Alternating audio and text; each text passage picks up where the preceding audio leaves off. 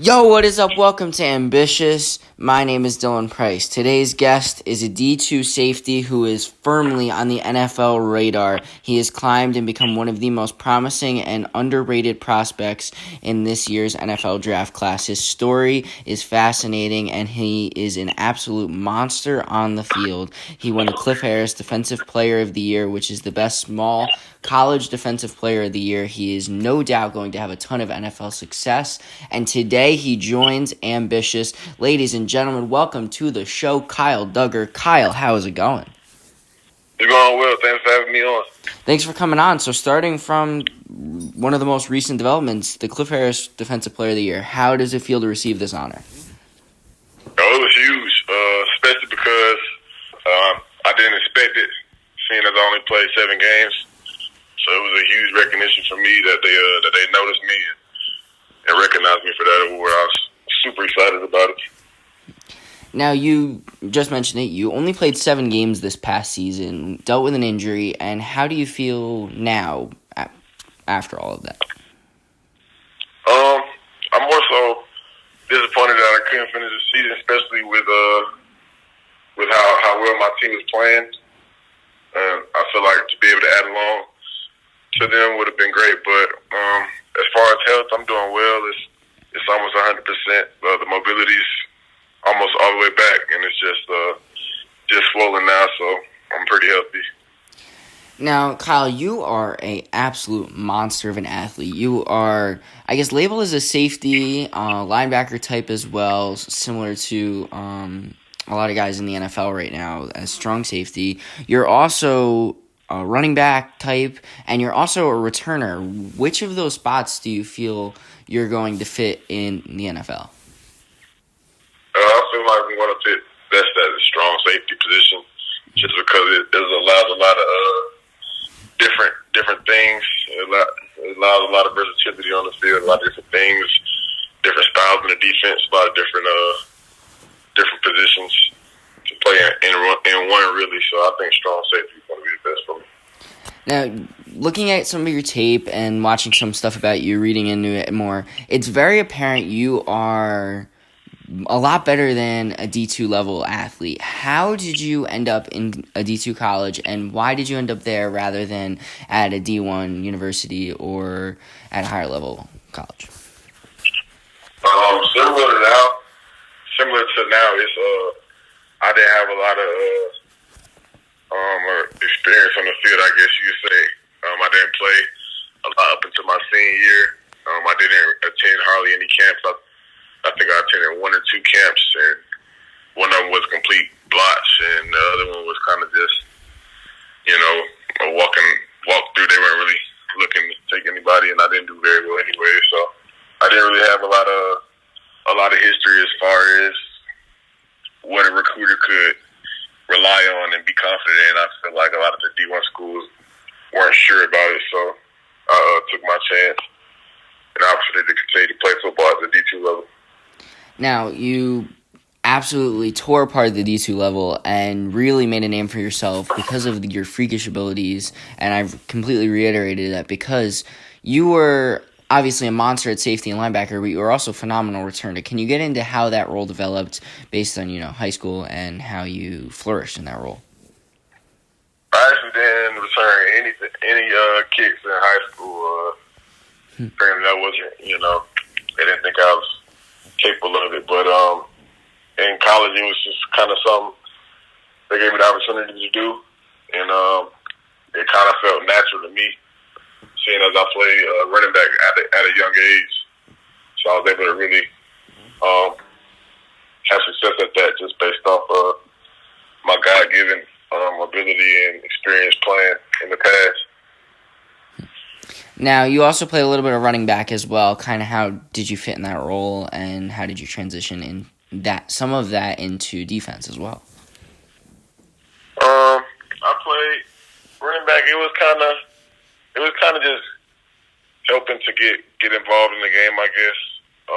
I did only play 1 snap in college, but before that, I had a huge part in just being able to fill gaps when I'm coming down as a safety, and also understanding kind of how how they think as far as cutback lanes and where they want to go and how to read blocks.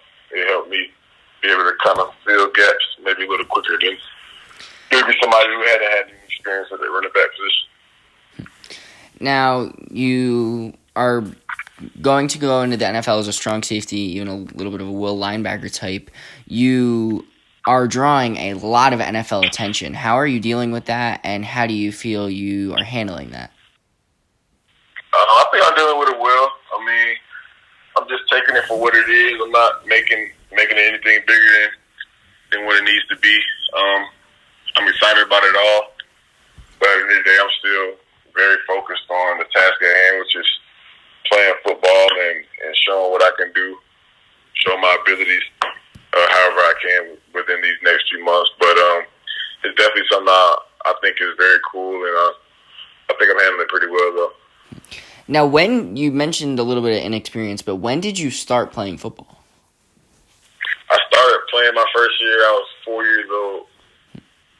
So you've grown up with the game and developed in it. And what kind of happened at high school that maybe hindered some of your development and even let you flourish more in college?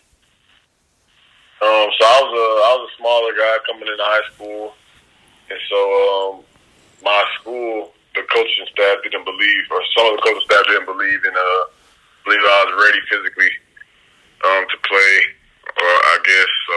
They kind of just let me take the regular route and just play freshman football, and then JV my sophomore year.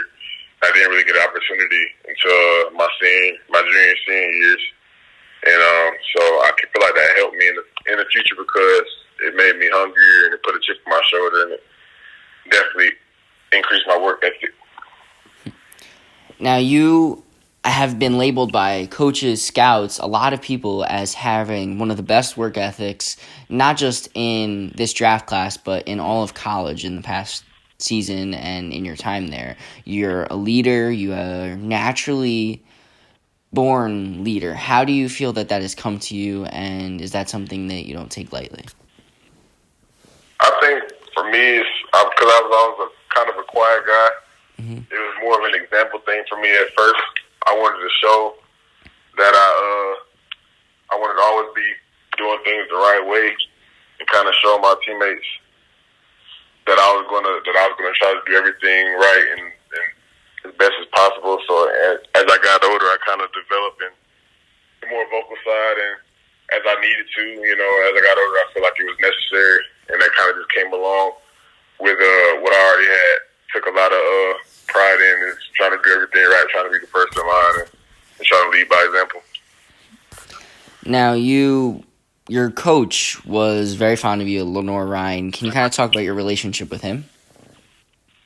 Yeah, it's funny because my head coach, Coach Chronic, he recruited me out of high school. He was at a smaller school, and he was at a D3 school at the time, and he recruited me. But I decided to go to Lenoir-Rhyne instead of into his school that he was at currently, and he ended up being my head coach for the last 2 years of my best 2 years of my college career. So I guess you could say we go way back, and it was a pleasure having him and him bringing what he brought as far as structure and holding everybody accountable. And I really appreciate a lot of what Coach Connor was able to help me do my last 2 years.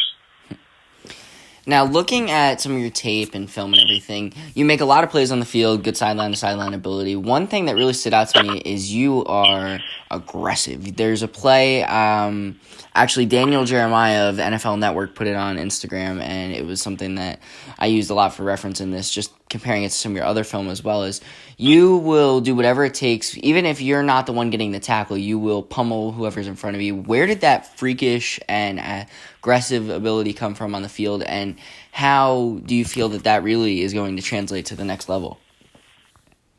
I feel like it's kind of something I want to say maybe I just learned at an early age, and it kind of just stuck with me. Just the point of attack. Really that first blow. I mean, and it also kind of gets me going a lot of times in games. It a lot of times gets my blood flowing and gets me more into the game, more think it's something that I just kind of took with me, and I've always been able to keep doing as I grew older, even at an early age. I was when I first learned it, and I think it's going to be really helpful at the next level. I feel like I'm going to have to definitely learn more technique as opposed to just being able to run through guys or blow guys up on a point of attack. But I definitely think it's still going to translate. I'm definitely going to look to use it as much as I can. Now, somebody that, watching tape and everything, that you project a lot to is a couple superstar NFL strong safeties right now, Jamal Adams and Derwin James, just because of your versatility. How does it feel that you could genuinely be competing against them within the next year, and also the fact that you are on a trajectory very similar to theirs to be premier strong safety at the next level? I mean, it's huge for me because that's definitely something with everything going on, even with the route I'm taking, that's always something I've kind of looked to as long as I've been thinking of playing at the next level. It's always been playing and becoming a elite level player at the next level as opposed to just making it there. So to be in consideration at this point is huge for me, and just kind of makes me want to go harder and continue to work towards that goal of being able to compete with guys like that. So it's a huge recognition, something I appreciate. Now, growing up, was there a player that really stuck out to you as somebody you wanted to emulate, or even just a player you idolized? Idolized most, it was definitely Eric Berry. As soon as I started playing safety, I immediately fell in love with his game, and I watched probably every tape and film I can get a piece of, probably 50 times a piece. Also, I watched a lot of Ed Reed and Troy Polamalu, trying to diagnose their games and trying to take what I can from their game. And more recently, I've been studying a lot more Sean Taylor than I have been in the past, but just all of those elite safeties, specifically those three, along with Eric Berry, is just I feel like it was a huge advantage to be able to really study their game and try to add it to mine. Now, growing up, was there a team that you rooted for a lot? I was always actually, before I was a die-hard Falcons fan, I was kind of more of a player guy, so I was always I had my favorite players, and it didn't really matter what team they were on. If they got traded, then that was my favorite player on that team. So, but as I got older, it kind of developed into a city love. So I kind of always root for the Falcons. Now, obviously, Falcons aren't in Final Four tomorrow, but we're recording this Sunday, actually morning now, of the Final Four championships, conference championships later today. Super Bowl prediction, who's going to be standing there fighting for the title?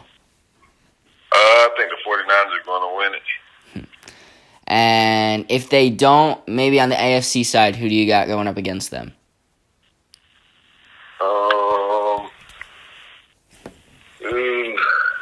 I really can't. I honestly couldn't say. I guess I could kind of see maybe the Titans. Now, looking forward to upcoming events, the Senior Bowl coming up, and you are going to be a participant. How does it feel to be from a small school and getting that representation to really make a name for yourself on a grander stage? Once again, it's just huge and really motivating for me. Something I'm really anxious about, getting to compete with guys at a high level and who are considered to be some of the best players at the Cleveland level right now. So it's definitely something I'm looking forward to, and it's a huge honor for me to be able to get that invite and represent the D2 level. Now, you have talked to teams, gotten a feel for everything. Is there a fit that feels, not maybe specifically team, you don't have to say a team at all, but is there a city, maybe area that you would feel best fit for? I will say I like playing in some heat. I'll say that, but as far as a fit with the team right now, I really can't say. I know a lot of different teams have different plans and see me in different ways right now. So I just look forward to seeing how that changes in the future, and how I can really just kind of put my stamp and make my mark and open some eyes with opportunities I will be getting here in the future. Now, prior to the Senior Bowl, prior to the Combine, what is the feel you've kind of gotten from teams on where you could go draft round or draft range? I've gotten as high as second, as low as fifth. So to me, that's basically saying anywhere from second to undrafted. In my eyes, I feel like that really doesn't hold any weight right now, and I feel like I definitely want to have a lot to prove as of now. I would say, I started to do some of my NFL draft research and stuff for the year before I prepare mock drafts. Somebody last year, Jalen Ferguson, Louisiana Tech, he was when I projected him, I thought he was going to be a mid-first rounder, maybe late first rounder, but a lot of guys thought maybe third round, fourth round. Before the Combine, though, he was getting those same kind of grades, second to fifth round, and because he had a good Combine performance, good Senior Bowl performance, and from a small school, it rocketed it up. And I strongly believe with the talent you have on the grander stage, I think that draft grade is going to get a lot higher. I think you're going to get a lot more consideration, maybe even for first round consideration. So I'd say there's a lot of high hopes for you from our camp. Appreciate that. So with that said, who is Kyle Duggar off the field? I'm pretty laid back. I'm gonna be honest with you. You can't tell already. I'm kind of more. I'm about business. So whenever I'm not doing anything related to football or whatever, I'll probably just chilling. I actually just left a movie, maybe playing video games and just hanging out on some low key type vibes. So I ain't really nothing, not too sporadic outside of football off the field. Now, your coach personally has compared you to one of the best college players he's seen. He's played with Champ Bailey and a lot of legendary players, and he said you're on that level. Do you feel that you can one day be on that level and be a Hall of Famer and be a legend in this game? I definitely have that faith. I definitely have faith and confidence that I can be at that level one day, and that's definitely the goal for me. That's kind of the only goal as far as the big picture goes. So I definitely feel like that's a possibility, and have faith that I can work my way to that point. Now, Kyle, a little bit of rapid fire here. I'm going to give, a couple traits, maybe not really accurately described, but on a scale of 1 to 5, 5 being the best, 1 being the worst, I'm kind of going to see where you would rate yourself with these skills. Does that sound good? Yeah, sounds good. So your football IQ? 4. Leadership ability? 4. Pass rushing ability? I go with 3 right now. Coverage ability? Zone man. Zone first and then man second, I guess. Zone, I say a 4.5, and man, I say a 3.5, 4. Your tackling ability? 4.5. Your sideline to sideline ability? I say 5. And your, general playmaking ability? I say 4.5. And do you feel that you will be returning, any possibility of you returning kicks at the next level? If I get the opportunity, I definitely think I'm going to try to take advantage of that, and I feel like I will have a chance. So, and at this time, where would you rate your returning ability? It's hard to say. I'd say about a 3.5. Now, something that does stick out to me is you're very humble. I probably would have given you higher grades on just about everything there. And how do you feel that humble, keeping your head on your shoulders is going to translate to the next level, where there's some guys who maybe from even bigger schools who probably the same level, if not worse than you are, and they talk a lot more than you do and are a lot more confident and cocky? How do you feel that head on your shoulders is going to kind of catapult you above the rest? I honestly feel like it's gonna keep me balanced out. Mm-hmm. I know.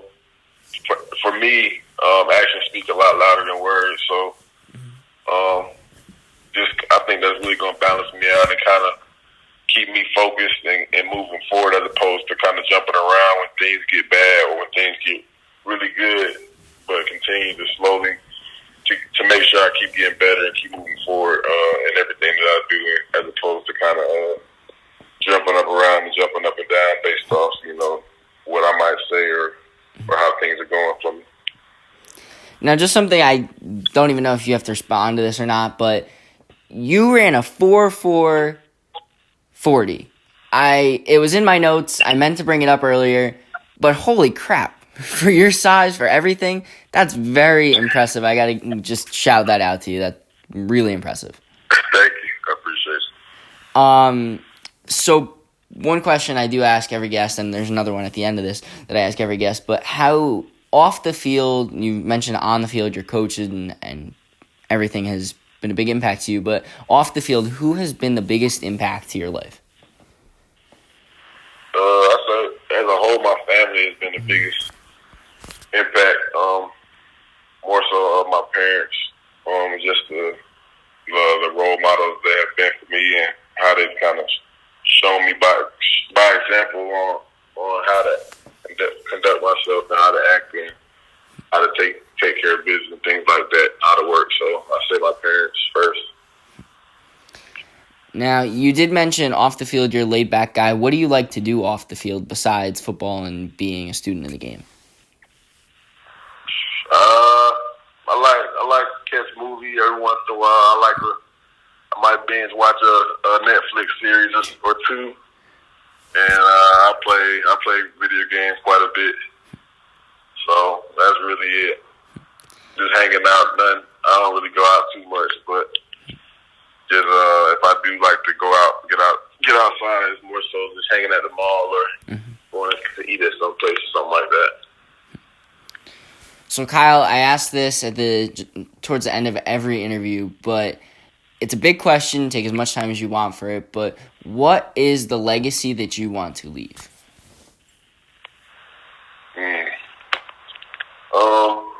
Honestly, I want to be known as probably one of the greatest players on the field. I want to be one of the greatest players at my position, whatever that may be, to play the game.